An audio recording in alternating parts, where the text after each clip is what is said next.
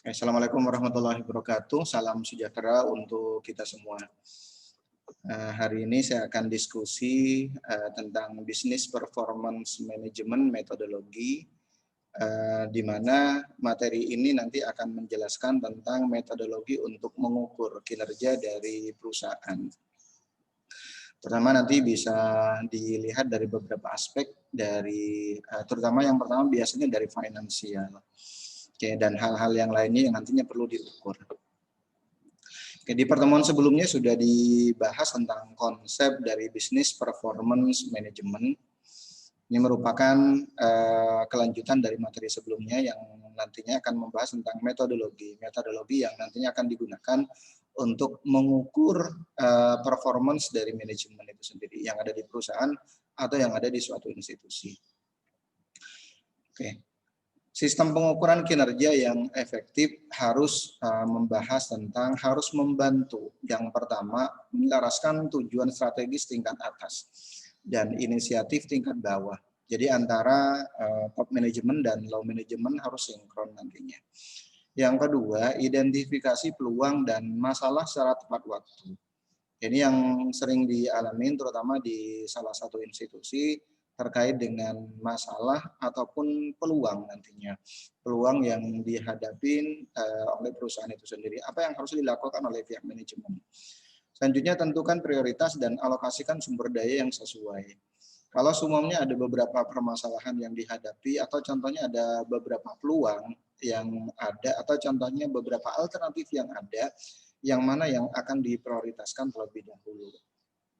Tentunya ini terkait dengan alokasi sumber daya yang sesuai, baik sumber daya manusia ataupun sumber daya yang lainnya.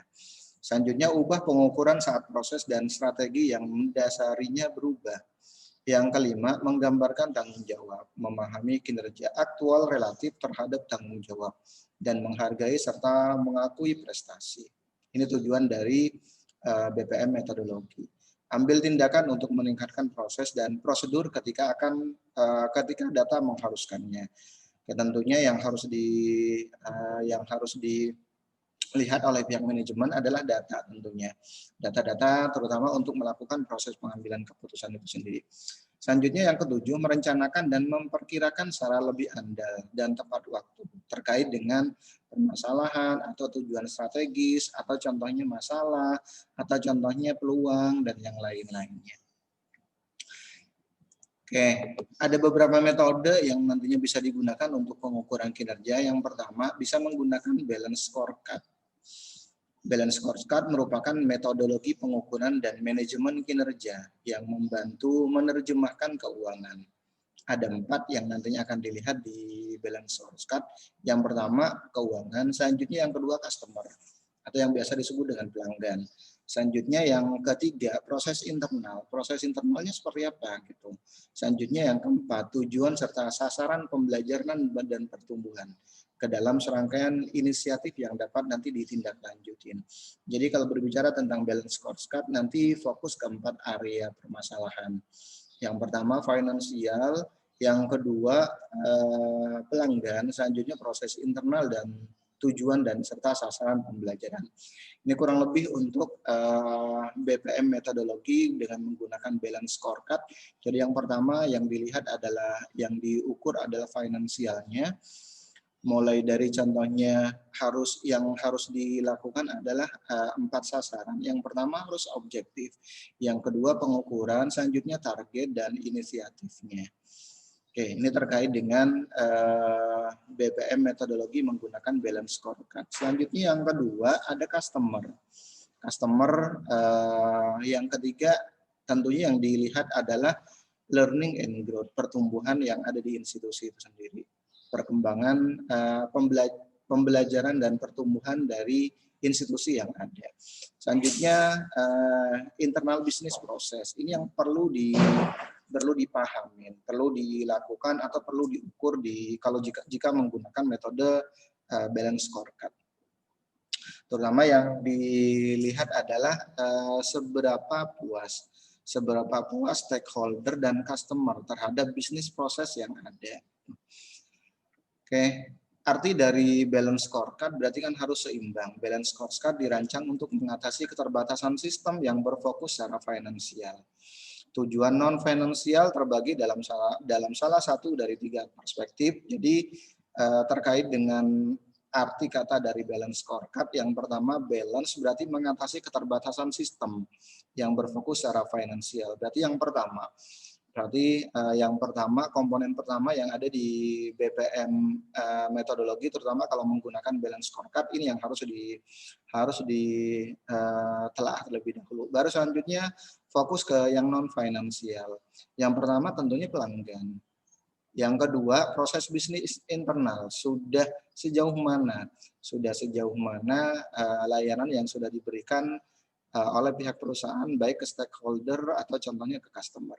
Selanjutnya pembelajaran dan pertumbuhan. Jangan sampai melupakan learning dan growth, terutama untuk kebutuhan pertumbuhan dari perusahaan itu sendiri. Oke, dalam balance scorecard, istilah balance atau keseimbangan muncul karena serangkaian tindakan gabungan yang seharusnya mencakup indikator sebagai berikut. Yang pertama, ya tentunya keuangan dan non-keuangan. Selanjutnya non-keuangan tadi ada 3. Yang pertama, customer, fokus ke customer. Yang kedua, internal organization. Selanjutnya yang ketiga, ada learning dan growth. Selanjutnya terkemuka dan tertinggal. Selanjutnya internal dan eksternal tentunya yang nantinya akan dilihat. Selanjutnya kuantitatif dan kualitatif. Ini kurang lebih kalau berbicara tentang indikator yang mencakup dari keseimbangan jika menggunakan metode balance scorecard. Selanjutnya jangka pendek dan jangka panjang. Ini yang harus dipahamin juga. Oke, penyelarasan strategi dan tindakan ada proses 6 langkah. Yang pertama, mengembangkan dan merumuskan strategi. Yang kedua, merencanakan strategi. Yang ketiga, menyelaraskan organisasi. 4, merencanakan operasi. Kelima, pemantauan dan pembelajaran. Keenam, menguji dan mengadaptasi strategi. Ini kurang lebih untuk 6 proses langkah penyelarasan strategi dan tindakan di BPM metodologi jika menggunakan balance scorecard. Selanjutnya yang kedua, bisa menggunakan peta strategi. Peta strategi tampilan visual yang menggambarkan hubungan antara tujuan organisasi utama untuk keempat perspektif balance scorecard itu sendiri. Jadi peta strateginya yang nantinya bisa dibuat dengan menggunakan tampilan visual mulai dari finansialnya, customer, internal, dan people dan knowledge-nya. Ini yang nantinya akan dilihat. Yang pertama finansial, yang kedua customer, selanjutnya yang ketiga internalnya atau internal organization-nya, layanan yang sudah diberikan ke pihak stakeholder baik itu customer ataupun yang lain-lainnya.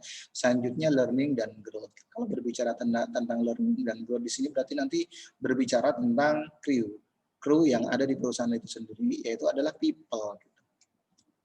Selanjutnya metodologi yang bisa digunakan di BPM metodologi selain bisa menggunakan balance scorecard, ada metodologi yang bisa digunakan yaitu bisa menggunakan Six Sigma. Ini beberapa metodologi yang nantinya bisa digunakan, bahkan banyak penelitian-penelitian yang membahas tentang 2 metodologi ini. Baik contohnya bisa menggunakan balance scorecard ataupun yang lain-lainnya, ataupun menggunakan Six Sigma. Cuman kebanyakan memang ada di bidang ranahnya di bidang manajemen biasanya atau di bidang ekonomi, baik itu manajemen ataupun akuntansi. Metodologi manajemen kinerja yang bertujuan mengurangi jumlah cacat dalam proses bisnis sedekat mungkin dengan sebisa mungkin 0. Cacat per juta peluang atau defek per million. Ini kalau berbicara tentang Six Sigma. Jadi lebih bertujuan untuk mengurangi jumlah cacat dalam proses bisnis. Oke.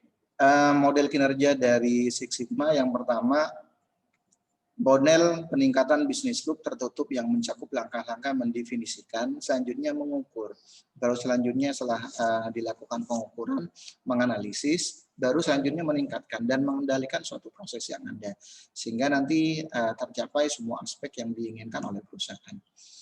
Oke, ini kalau berbicara tentang Lean Six Sigma, mulai dari manufacturing atau produk produksinya, selanjutnya baru Lean Production versus Six Sigma. Jadi yang pertama kali dilihat adalah manufacturing atau production-nya, baru nanti kita ukur dengan menggunakan Six Sigma-nya. Oke, ada cara sukses dalam Six Sigma. Yang pertama, Six Sigma terintegrasi dengan strategi bisnis tentunya. Yang kedua, Six Sigma mendukung tujuan bisnis. Ini tujuannya. Selanjutnya, eksekutif kunci terlibat dalam proses ini. Jadi yang benar-benar harus terlibat adalah top management atau eksekutif information systemnya. Seleksi proyek didasarkan pada nilai potensial. Apakah sudah masuk dalam kategori potensial atau enggak. Ada banyak proyek dan sumber daya yang kritis yang nantinya harus dilihat oleh pihak manajemen. Selanjutnya yang keenam, proyek dalam proses dikelola secara aktif. Yang ketujuh, keterampilan kepemimpinan, terutama tim ditekankan. Ini berbicara tentang teamwork salah satunya.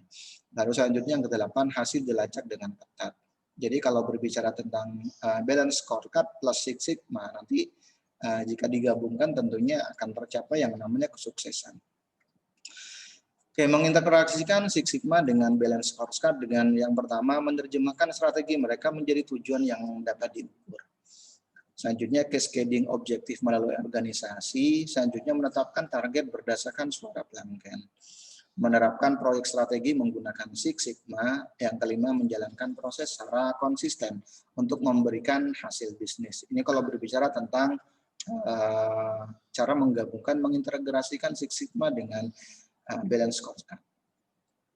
Oke. Untuk arsitektur dan application-nya, penerapannya biasanya terdiri dari 3 bagian logis. Yang pertama ada aplikasinya tentunya. Selanjutnya terkait dengan pusat informasi.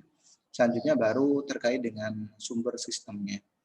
Oke, baru selanjutnya tinggal diimplementasikan, contohnya mulai dari tingkat database-nya, tingkat application-nya, selanjutnya klien atau user interface-nya. Sehingga nanti akan muncul yang namanya dashboard. Nanti tampilan dashboardnya yang nantinya akan menjadi bahan pertimbangan dari pihak manajemen. Jadi muncul informasi layaknya seperti dashboard yang ada di kendaraan. Jadi dari dashboard itu sendiri nanti pihak manajemen akan bisa mencerna apa yang harus dia lakukan, peluang apa dan tantangan apa yang akan dia hadapi. Dashboard dan scorecard keduanya menampilkan tampilan visual dari informasi penting yang dikonsolidasikan dan disusun dalam satu layar, sehingga informasi dapat dicerna dengan sekali pandang dan mudah dieksplorasi. Baru nanti pihak manajemen bisa melakukan proses berikutnya dengan tampilan data yang ada. Jadi implementasinya dari balance scorecard plus Six Sigma nanti akan diimplementasikan dalam bentuk suatu tampilan aplikasi yang nantinya di mana aplikasi tersebut nanti akan bisa digunakan oleh pihak manajemen. Tujuannya untuk apa? Untuk proses pengambilan keputusan sebagai warning, entah warningnya tentang kendala ataupun nanti untuk peluang. Oke, ini kurang lebih untuk performa dari dashboardnya. Ini yang sangat dibutuhkan oleh top manajemen tentunya. Banyak aplikasi-aplikasi yang arahnya ke performa manajemen itu sendiri seperti yang sudah saya bahas di pertemuan ketiga. Contoh seperti SAP, aplikasi SAP, ataupun yang lain-lainnya. Oke, demikian penjelasan dari materi tentang Business Performance Management Methodology. Mohon maaf kalau ada kata-kata yang kurang berkenan. Saya akhiri. Assalamualaikum warahmatullahi wabarakatuh dan salam sejahtera untuk kita semua.